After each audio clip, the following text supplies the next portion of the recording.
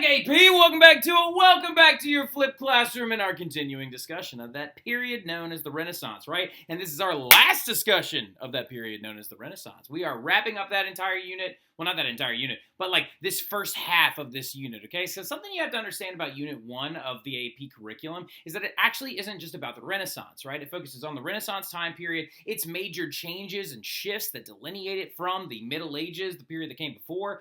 And then also, it focuses on another thing happening at the exact same time, this period known as the period of exploration. Amongst a lot of different stuff and all of these artworks and all this stuff going on, there's a lot of crazy things going on in Europe all at the same time, right? And so much so that you have to actually kind of split this unit into two different phylums, right? That being the Renaissance period and then the exploration stuff. And then on the next unit, we're going to be talking about another thing that was happening at the exact same time, the Reformation, right? But we'll actually talk about that in a little bit, all right? And we'll actually kind of dip our toes into it a little bit today, but that's what our next unit's about. I love talking about the Reformation too. It's very, very intrinsically cool to like teach the Reformation at a Catholic school, right? So going into it though, we left off in class talking about the Northern Renaissance and the expansion of the Renaissance period into the northern areas of Europe, right? Focusing mostly on its expansion into the Holy Roman Empire, the Netherlands, France, England, Spain, other areas outside of Italy, right? And we began to look very, very specifically at their art, right? And we talked a lot about how Northern humanists, okay, are going to have different themes and different textures and different looks to all the artwork that they actually produced throughout most of this time period, right? For example, this is a really famous one, The Ambassadors, right? Serves as a great example. It is Hans Holbein's, I believe, one of his masterpieces, and it was actually painted for the two gentlemen that are actually in this, actually in this picture, who are both ambassadors to England and France, right? They actually were very, very good friends at the time. Now, interestingly enough, though, there's a lot of expressions about the Reformation going on at the exact same time during this time period as well. For example, that lute right there on the bottom, like, shelf has a cord or a string on it that has been broken, right? Trying to simulate or trying to explain the discord of the church and the breaking of the church. This book is actually opened into a passage about Martin Luther. The globe right here, the terrestrial globe, has been turned upside down, right? So basically saying that the world has been turned upside down due to the creation of these new types of Christianity. But it also represents the Renaissance period with its expansion of a celestial globe, mathematical devices, and also like areas of study that a humanist would actually get into. Also, you can see the sneaky little guy in the background, that crucifix right there, who is only half covered, again, trying to simulate a split in the church, right? Now, going into it also, well, I get back to exactly where I was in this like entire shebang. There we go. Why? Oh, no, you are way too far back. There we go.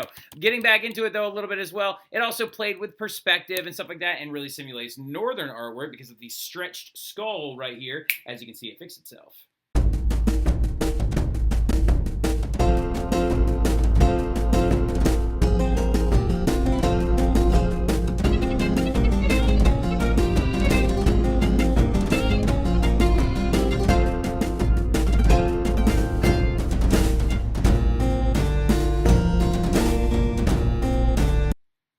Exactly. It's trippy, right? It's absolutely wild how literally it just goes like, and then like fixes itself, right? And this is a really, really great example as well about how northern artwork is hyper detailed, right? It is hyper detailed. It uses much more detail than many Italian art, right? We looked at this Arnolfini portrait, of course, in class as well with the mirror in the background. You can also see it as well in Rembrandt's pieces, which play with light. And then also as well, this bad boy is an engraving, which I think it was Lily Treme in class said that it looks like it came out of a book, and she's very astute. We'll talk about that here in a few minutes, okay? But another big thing about it is there's a lot of famous like northern artists at play. You got Rembrandt, Van Eyck, Jan van Eyck is his name. He's a Flemish artist. He did this one right here. Hans Holbein, who of course did the Ambassadors. You also have Dürer, who is German, and then Shakespeare, who is English, right? Because like Rembrandt and Van Eyck are Dutch, and then Holbein is German, Dürer is German, and then you got a bunch of other ones like Peter Bruegel the Elder and stuff like that, right? So going into it though, you have to understand that that northern work or those northern works that feature regular people, right, even poor people, are going to really, really stand out from those Italian works, right?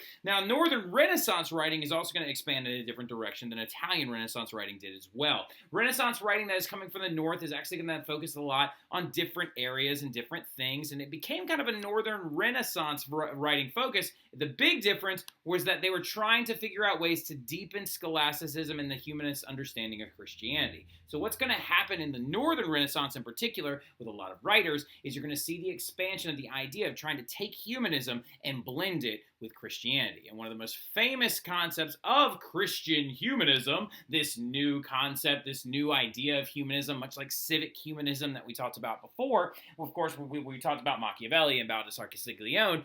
Christian humanism, on the other hand, is going to try its best to really expand the understanding of a humanist perspective of Christianity, right? And one of the biggest names you need to know of for the Christian humanist phylum is this guy named Desiderius Erasmus, right? Another Dutch guy, very, very important, okay, understanding where he comes from. He is going to be famous for writing his book known as The Praise of Folly in 1509, right? Now, The Praise of Folly is a satire, right? For those of you who don't know what satire is, think South Park, right? Come on down to South Park and meet some friends, man. Exactly, right? South Park is an extremely satirical show.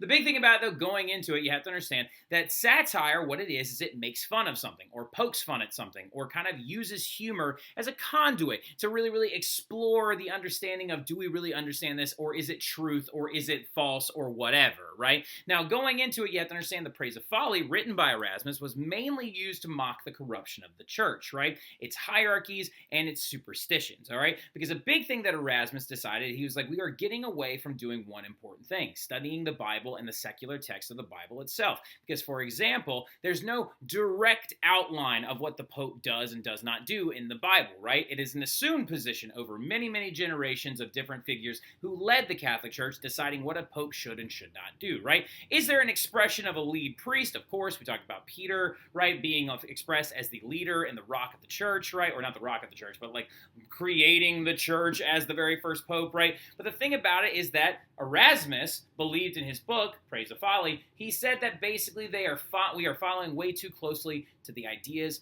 of human beings and how they believe that the church should handle itself, right? Because, for example, this is a really, really great quote, and what I want you to do for me really, really fast is I want you to kind of, in the margins, on a sticky note, I want to see this sticky note so I know you didn't mute this flip, okay? Big thing about me is I always throw these little challenges in here to make sure you're not muting stuff. You don't need to write this down in your notes, but on a little sticky note, I want you to assess what Erasmus is trying to get at here, right? He said they can deal with any text of Scripture as with a nose of wax and knead it into what shape best suits their interest, right? So what I want you to do is to have a sticky note out, and really quick, tell me how you think that clip or that excerpt from The Praise of Folly is demonstrating, or what is he trying to say about the hierarchy and the leadership of the church, right? So as you can see, he was a really big fan of mocking that corruption. Of course, that Dante, even himself in the Divine Comedy, did this as well, when he put people in the pits of hell. One of his most famous inscriptions in the Divine Comedy is in one of the lower circles of hell. There are priests down there that have been accused of this thing called simony. I'm throwing a picture of it real quick.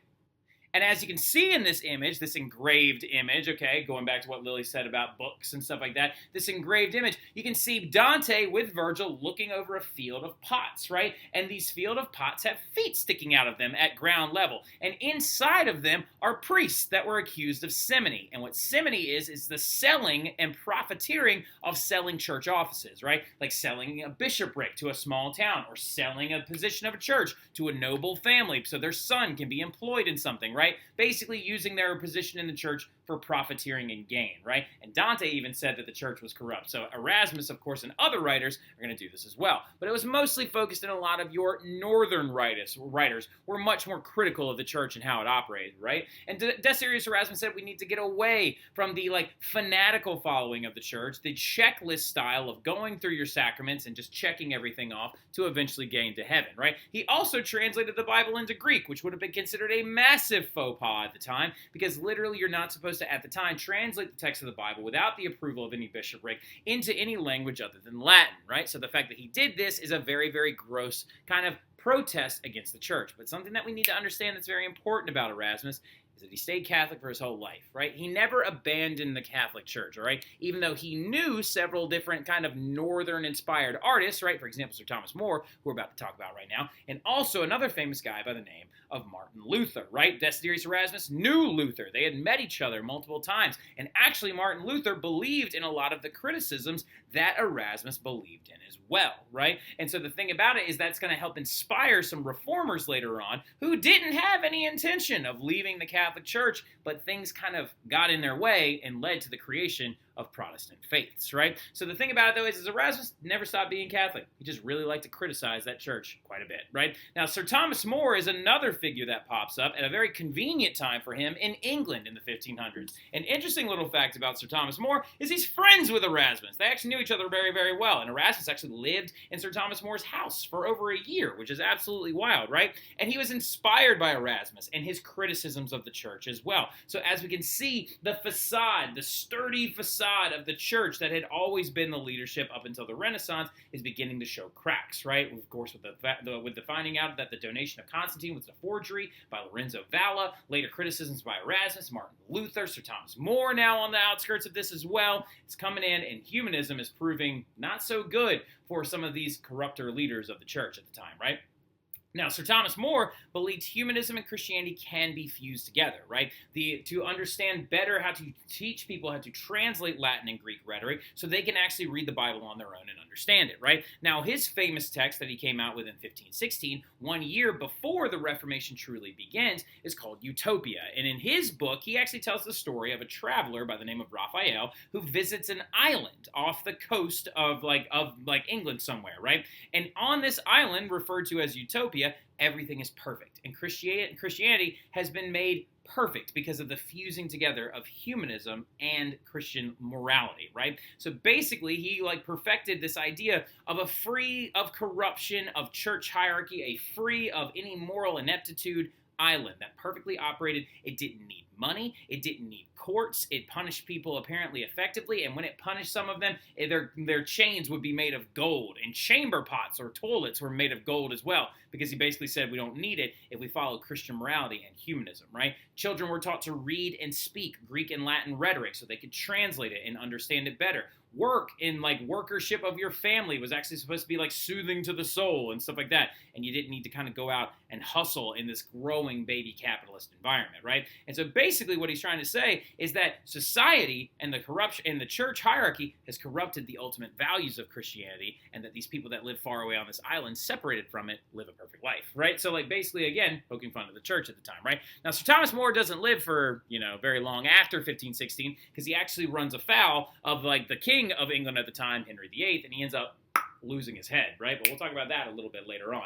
Why did the writings, though, of Dante spread so much slower than the writings of Erasmus, all right? So we just talked about our guy Erasmus, right, whose writings proliferated and spread like crazy. The Praise of Folly moved very, very quickly, right? For example, this right here is one of the covers of the Praise of Folly, right? One of the inside covers, right? This, on the other hand, is one of the earliest copies of Dante's Divine Comedy, right? What is the intrinsic difference you can see between the techniques used to make these bad boys? For those of you who are already shouting out, Molly, very good job. I can hear you back there, right? It's all about that printing press, right? The printing press is going to dramatically change the game when it comes to the spread of ideas, the level of literacy in Europe, and also, as well, the spread of political movements, right? And that's going to be a big thing that we're going to talk about right now, all right? So it's something else you need to understand about the printing press, though, before we get a little bit too caught up in things. Europeans didn't invent it, all right? So, just to get something out there, all right, this is one of those moments where, again, College Board, you're a turd because you don't include these things whatsoever, because it feels like you went to a Wikipedia page and just hit, okay, we'll do this, right? So the thing about European history that you need to understand is that, remember, the Europeans are coming fresh off of the Middle Ages, right? And so the ideas of creating movable type printing presses were not something that was extremely accessible to them until the 1440s, when this one was officially created by a guy named Johannes Gutenberg, right? Johannes Gutenberg is a metalsmith that took the concept of printing presses that had actually been created in China and Asiatic kingdoms hundreds of years before. Now, the key difference between Chinese printing presses and the one that Johannes Gutenberg made was the material, okay? Johannes Gutenberg was a metalsmith, so he actually made his out of metal, and it kept his types from degrading as fast, right? Another big thing that we need to understand about this as well is that without the Asiatic kingdoms, without the monsoon marketplace, and without their golden ages, the printing press would have never really been able to get kicked up, is because the Chinese had actually created very, very formulaic systems of making paper, right? Because the thing about it is, in the Middle Ages, when all these monks were actually hand writing all of these different manuscripts from one copy to another, they actually had to reuse paper, or paper made of hide and animal skins, right? And so it was a very, very inefficient system. They actually scraped a lot of old Roman ones, and so we might have lost hundreds of years worth of literature to the inefficiencies of Middle Ages Europeans from being able to make paper. But once Europeans learned due to cultural diffusion and the spread of trade systems how to make paper, like the Asiatic people and the Arabs did actually in northern Africa, especially in some of the Muslim kingdoms, right? They actually now could actually create the printing press that would be effective, right? Because without paper, what's your printing press, right? But Johannes Gutenberg's printing press is the very, very first metal movable type printing press that Europe had seen up until this point, right? Now, what movable type means, right, is how you literally slide in these different letters, right? So basically what would happen, okay, is that like Johannes Gutenberg realized that if you make like a grid, right, like a frame, think about it like a frame around a picture, all right? And if you have the ability to have access to any and every single letter, you can just slide these little metal letters in there onto this wooden frame and create a page, right? For example, if I wanted to put Mr. Terry is awful, right, I could just be like, all right, I need a capital M, an R, a period, a T, an E, an R, and a Y, right? I'm going to center it, and I'm going to be like I-S, and then center it, and then I'm going to put A-W-F-U-L, right? Like, so yeah, Mr. Terry is awful, right? So like that would be the title of our book for the day, right? Mr. Terry is the worst. All right, wait, remember, Mr. Terry is awful. Mr. Terry is the worst is the sequel to said book, right? Now, the big thing about it, though, okay, is you would just like slide this in. It's also, fun fact, the origin of the words upper and lowercase letters, because in print shops, all right, when they actually created these printing presses and the shops began to expand and proliferate themselves around Europe, they actually kept the capital letters in an uppercase above the ground because you didn't need to use them as often, and the lowercase letters were kept in a lowercase that was down closer to the floor for easy reaching, right, because you need to use them more often, right? But the thing about it, though, is think about them like Scrabble tiles, kind of, right, just being slid into a metal frame so you can then easily take these little goofy like sponge thingies that look like maracas, dip them in ink, dip them on top of that, put a piece of paper, and then you just take that handle right there and you whack and you press it down, right? Remove the paper and you have a page, right? Now, the interesting thing about this, though, as well, is that the printing press could be then later on used to make art, right? So Albrecht Dürer, all right, is a very, very masterful artist, and he was very well known for his style of engravings, right? And the picture of the priests in the pots that I showed you earlier, also an engraving, right? That one is also an engraving. And so literally artists started figuring out ways to create metal plates that could be slid inside of printing presses. So now we could add illustrations to books, right? And so this is another element of the expansion of the Renaissance as well. Now, the effects of the printing press are extremely important when you're talking about its growth and its efficiency at spreading new material, right? Now, number one of the biggest increases in one of the biggest effects of the printing press is, of course, the expansion of literacy, right? Now that you have the more proliferated volumes of books, now that they're more available, they can go into the hands of more classes of people and into more individuals' hands, and so you can see the growth of literacy as well. Now, the Renaissance also, because of the printing press, is going to spread extremely rapidly. Now, you can see this in the expansion as well of print shops, all right? So, for example, a printing press would not be owned by a regular person, right? Like some poor person on the street would not actually, like Mr. Terry's family wouldn't just have one in our house, right? Print shops, on the other hand, became like basically proto-factories, right? When you think about the Industrial Revolution later on and you're creating a lot of goods at once, right, in an assembly line, think about print shops like the earliest form of a factory, right? So basically, investors and a lot of times nobles would actually buy spaces in cities and then hire people to work inside this print shop to print books because they're a hot commodity now and people want them. And they're going to be actually they're not going to be nearly as expensive, but they're still going to cost money, right? So now, and you can see the expansion of print shops starting primarily, the older ones are in red in northern Italy, and then some of them in the center area of the Holy Roman Empire are going to begin to expand and spread. If you see a green dot, that is actually one that popped up after 1480 or between 1480 and 1500. So you can see the expansion of print shops going all over the place, everywhere all over Europe. Now, what is this going to lead to, though? It's going to lead to the spread of ideas much faster. So idea transference is going to speed up exponentially, right? For example, you have seen how rumors can go pretty fast. Now imagine how quickly academia and scholasticism can go if you're now printing books that are much more affordable. And because of that, we need to understand books do become much cheaper, okay? They are much cheaper than they were beforehand because they're much easier to make and easier to access. They're not being created and handwritten by monks and nuns anymore, and they're not being hand decorated. They're just being printed, right? And something that is printed can actually make a lot, you can sell a lot more of them because you can make a lot more of them, but But the thing about you have to understand about early macroeconomics, supply and demand. Now that I have a lot of books, my supply is high, so I need to make sure I'm putting them at a price to get them to move, right? So exactly, so they're going to become much cheaper, right? Now the other big thing that's going to be really, really big about this as well is they made them cheaper and more accessible by creating many more books in vernacular languages, right? Because people don't want to read Latin because they can't, right? So they would much rather read stuff written in their own language, right? For example, a German-speaking man would like to read something in German. An English-speaking man would like to read something in English. You're not going to read something in Aramaic because it's a dead language, right? You want to speak something, or you want to read something in your own language, a vernacular one. And an interesting aspect of this as well, it's going to lead to this growing concept of a national identity. That's right. As soon as the 1500s, you are seeing Europeans begin to siphon themselves away from other Europeans. German people being like, we speak German. Wir sprechen Sie Deutsch. So you see what I'm saying? You see English-speaking people saying, oh, wait, we speak English and have these different customs away from French people, right? And so, this is very, very, very important to this creation of a new understanding of this oneself in this new Renaissance era, right? And print shops also, this is a big one, I want you to highlight it in your notes, become big sources of propaganda, right? So basically, if you are a little salty at your noble, a little salty at your king, you might start dabbling in the illegal literature game. Start posting and writing slanderous things about your leaders, right? Speaking of our leaders, as we segue perfectly into that, this might be one of the better flips I've ever recorded, new monarchies are going to pop up during this time period as well. Now, remember, what I'm getting at by the new monarchies, quote unquote, is the idea that you are seeing the growth in the power of monarchs, right? Because remember the power levels of kings during the Middle Ages. They were honestly, out of the three big powers, right, being the church, the nobles, and the king, probably the weakest of the three, right? Because the church controlled the daily souls of every single person in Europe, and the noble owned most of the land that most everybody actually lived on inside of Europe, right? You didn't even know what your kings looked like for the most part, but all that begins to change during the 1400s and 1500s. And monarchs don't become all powerful until the 1600s. You don't get to your, off with his head, kind of Queen of Hearts level monarchs. Off with his head! Off with his head! Until the 1600s, right? Alice in Wonderland. Love that movie. Watched it the other night.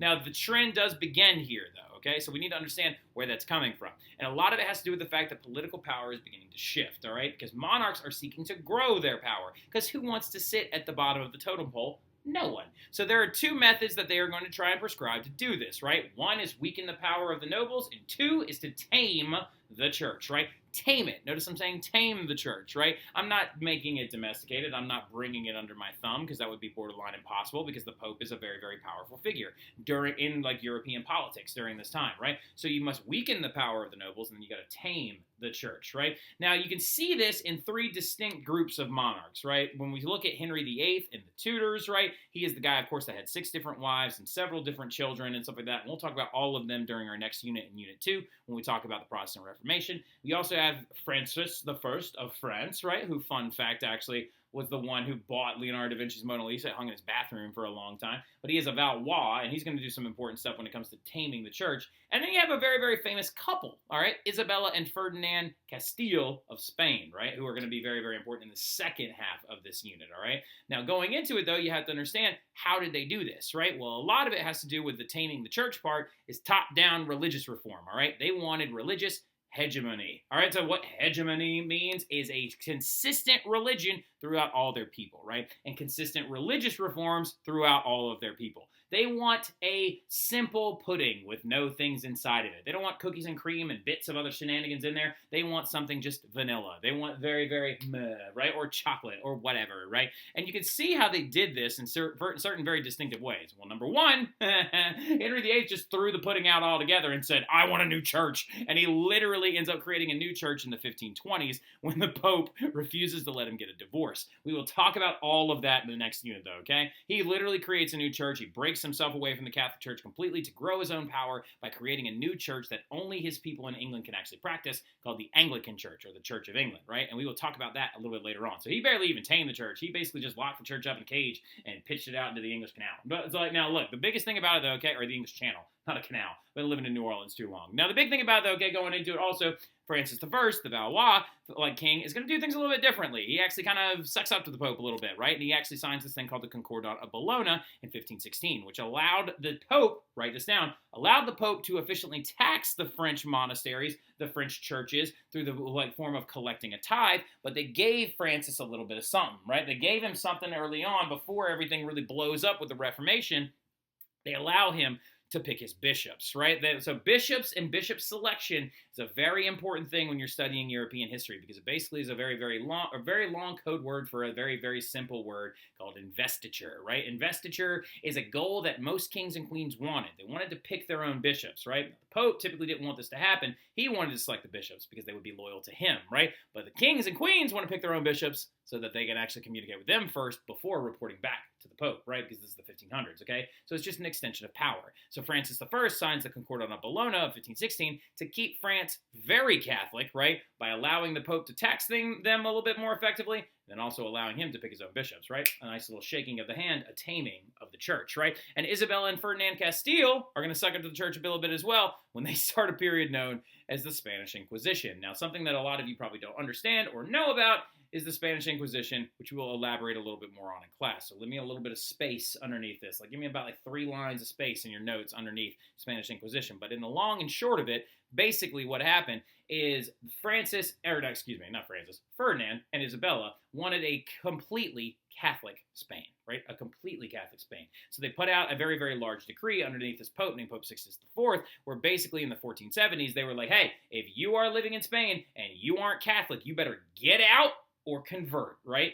Get out or convert. And so this is going to affect deeply 2 groups of people. Some of you are like, oh, is this that whole Protestant thing you were talking about? No, they don't exist yet. Protestants don't exist until 1517, or actually technically a little bit later after that. Now, the thing about it, though, okay, when you're looking at this, the Spanish Inquisition is really going to mess up the life of Jews and Muslims, right? The Jewish people living there and the Muslim people that were living in Spain at the time, because Spain, the Muslim community, the Muslim kingdom, had actually expanded all the way into southern Spain at one point underneath the Umayyad Caliphate, right? The thing you have to understand, though, is that by them saying you must leave or convert to Catholicism, created a very large new group of people called conversos, right? And conversos were the people that wanted to stay in Spain, so they converted to Catholicism.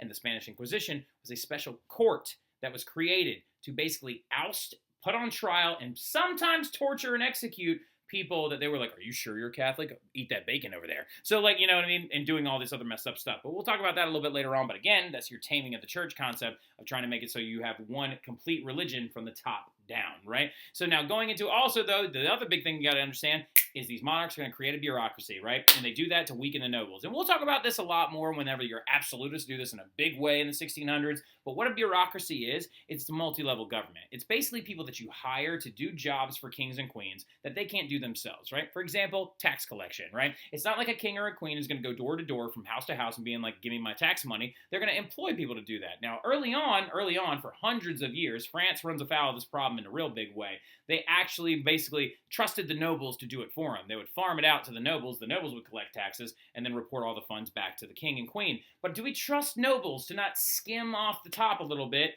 No, and they had been doing it for a long time, right? Just taking a little bit extra for themselves, or enforcing this thing called the corvée in France, which is a labor reform, or a labor-oriented tax. Now, the thing that we need to understand, though, going into it, is by creating new positions, right, in this bureaucracy of people who are hired tax collectors, and maybe people that were like the middlemen merchants of all the entire stuff, making it so they are more trusted to the king for their salary, and then also going out there and collecting taxes more efficiently. It's going to make the nobles a lot weaker, right? And this created effective, efficient tax collection systems, and also new government positions that were in charge of enforcing taxes and laws, right? You're going to see this in growth, especially in England, when you talk about the growth of the parliament, and also the creation of more positions within said parliament, right? But the big thing about it is all you need to know is that beginning in the 14 and 1500s, monarchs and their power is beginning to grow.